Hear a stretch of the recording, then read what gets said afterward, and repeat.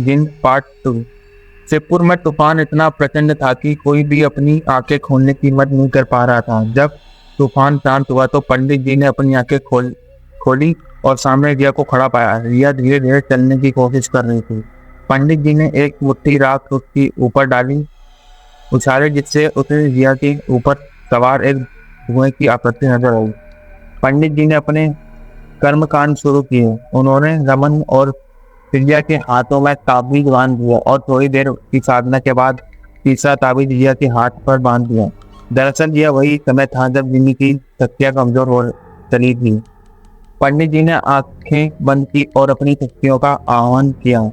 थोड़ी देर बाद उन्होंने अपनी आंखें खोली और बताया कि जिनको अब उसी किताब से बांधा जा सकता है जिससे यहाँ बुलाया गया था। हमें वह किताब ढूंढनी होगी।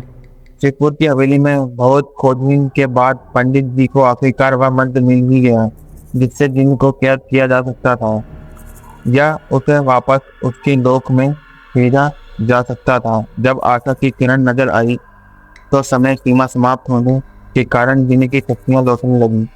वह फिर से रिया को अपने नियंत्रण में करने की कोशिश करने लगा। रिया बेतहाशा चीखने लगी, अपनी नाखूनों से अपना चेहरा और बाल नोचने लगी। उसके शरीर से जगह जगह खून बहने लगा। प्रिया यह देखकर बेहोश हो गई और रमन तंग खड़े इन खौफनाक मंजिल के गवाह बने। पंडित जी ने जिन को वापस भेजने वाले मंत्र पढ़ने शुरू किए कि मंत्रों की आवाज सुनकर वह क्रोधित हो गया। रिया ने झटके से अपना ताबीज उतारकर दूर फेंक दिया और मर्दाना आवाज में गुर्राने लगी। क्रोध में उसकी आंखों से पानी की जगह खून नीचने लगा।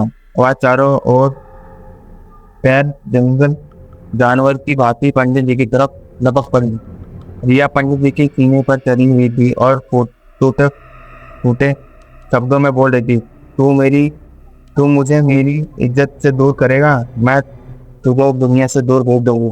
पंडित जी को अपना अंत समय नजर आने लगा, लेकिन फिर भी उन्होंने रिया के लिए यह खतरा मोल लिया। पंडित जी अभी भी अपनी टूटती सांसों के साथ मंत्रोच्चारण कर रहे थे। अपनी अंतिम सांस के साथ ही उन्होंने जिन को एक छोटी सी डिब्बी में कैद कर लिया, लेकिन उन्हें उसके लोक में वापस नहीं दे सके। रिया एक तरफ निढाल पड़ी थी और पास ही पंडित जी की दाग पड़ी थी और एक महत्वपूर्ण वस्तु थी जिन्हें की वह डब्बी। रमन को कुछ समझ नहीं आ रहा था कि आगे क्या किया जाए।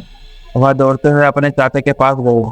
चाचा ने अपने हिंदू मित्र की मदद से उस डिब्बी को एक कमरे में बंद कर दिया और बाहर से मंत्र पढ़कर बालाजी महाराज से यहाँ लाए हुए रक्षा सूत्र को बांध दिया। जिन अब इस कमरे में कैद था। ऐतिहासिक इन कमरे के साथ सारे कमरे सदा के लिए बंद कर दिए गए। आधी हवेली जिन के लिए छोड़ दी गई और बाकी की हवेली में आना जाना शुरू हो गया। लेकिन रिया का क्या हुआ? जिन तो जा चुका था, लेकिन रिया अभी भी बेजान पड़ी थी। उसका शरीर बेहद कमजोर हो चुका था। शैतानी ताकत के प्रभाव से वह अब दिक्कत हो नहीं सकती थी। उसके मुंह पर लगे जख्म समय के साथ बढ़ते ही जा रहे थे। 4 दिन तक जीवन और मृत्यु के साथ संघर्ष करने के बाद अंत में रिया की मौत हो गई। रिया की मौत के बाद प्रिया और रमन बेखुद हो गए थे। प्रिया तो कई दिन तक खाना नहीं खाती थी, लेकिन सबसे बड़ा सत्य यह था कि मरे हुए के साथ मरा नहीं जा सकता, जीना तो पड़ता ही है। अपनी इकलौती संतान को खोकर भी बची हुई जिंदगी को काटने के लिए प्रिया और रमन ने गांव में एक छोटा सा मकान ले लिया और हवेली की सदा के लिए पलायन कर लिया। रिया की मौत के 5 महीने बाद मेरा जन्म हुआ, लेकिन इससे भी प्रिया के निर्जन मन में कोई हलचल पैदा नहीं हुई। मेरा सारा बचपन यूं ही उपेक्षित बीता, जेल चला गया था हमारी जिंदगी से, लेकिन एक अजीब सी मासूमियत सदा हमारे परिवार का पीछा करती रही। रिया और रमन ने अपनी जवान बेटी की दर्दनाक मौत को कभी भुला नहीं पाए। रिया के मन में प्रिया मुझे 12 साल की उम्र में ही छोड़कर अल्लाह को प्यारी हो गई। रमन भी अपनी छुट्टी में बस अपने दिन काटते रहे। हमारे परिवार की खुशियां तबाह हो चुकी थी। 17 साल की उम्र में मेरा निकाह हुआ, लेकिन बदकिस्मती से मेरा पीछा नहीं छूटा। निकाह के कुछ दिन बाद ही मेरी शौहर का इंतकाल हो गया और मैं वापस रमन के पास आ गई।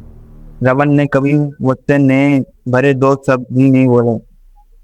उनके भीतर कहीं गहरे में यह बात समाई थी कि मेरा जन्म जिनके प्रलोभन का प्रतिफल है। समय बीतता गया और ऐसे ही मेरा जीवन बिताते हुए रमन भी अल्लाह को प्यारे हो गए। अब बस मैं ही अकेले अपने जीवन के अंतिम दिन दे रही हूँ। लेकिन मुझे ये बात समझ नहीं आ रही है कि वह दिन कमरे से बाहर कैसे निकला। प्रिया ने अपने भगते कोरों को आंचल से भरते हुए कहा, हो सकता है उन मंत्रों का प्रभाव खत्म हो गया हो और जिन अपनी डिब्बी से निकलकर दरवाजे के खुलने का इंतजार कर रहा हो। रिया ने भूतवश दरवाजा खोला और जिन ने उस पर अपना असर दिखा दिया हो। रिया की कहानी सुनने के बाद माँ बहुत बेचैन नजर आ रही थी। बार बार उसकी आंखों से आंसू गिरते जा रहे थे, लेकिन आज वह अपनी ममता में ना बहकर विवेक से काम ले रही थी।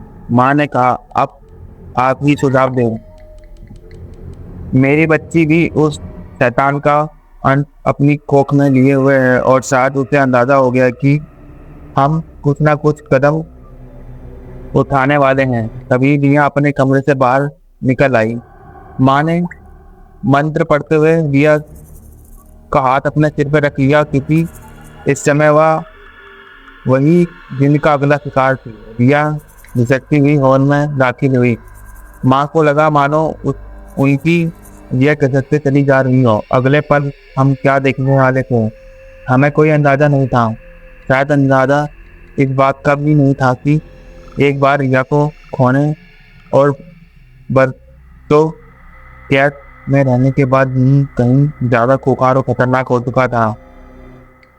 वह किसी भी कीमत पर रिया के शरीर को छोड़ना नहीं चाहता था। रिया माँ को देखकर मुस्कुराई। इतनी भयानक हंसी की देखकर मैं भी भीतर डर की लहर दौड़ गई और वह भी फिर से दोहरी आवाज में गुर्राई, चली जा यहाँ से। माँ अभी भी मंत्र को सुधा रही थी। रिया ने जोरदार धक्का माँ की ओर मारा। माँ की गर्दन एक और लपट गई। डर से हमारी चीख निकल गई। आज भी तुम सबका काम तमाम करूँगा।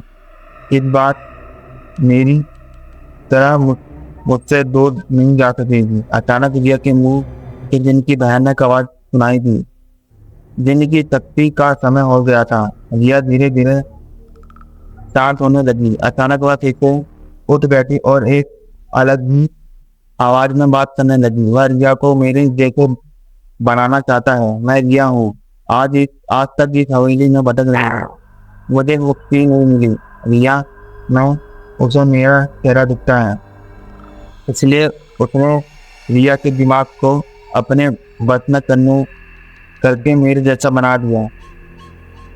यह बहुत शक्तिशाली जिन है। वह किसी भी हाल में अपना बच्चा इस बात लेकर रहेगा। लेकिन अगर उसका बच्चा दुनिया में आया तो इस जिन को यहाँ से भी वापस नहीं भेज पाएंगे। यह दुनिया जिनों की नहीं है। इनमें जिनों को मत आने देना। यह अपने साथ भयंकर तबाही लेकर आएगा। मेरी दस्ती इस जिन के आदत सुनना है, इसलिए मैं चाहकर भी कोई मदद नहीं कर सकती। लेकिन इस किताब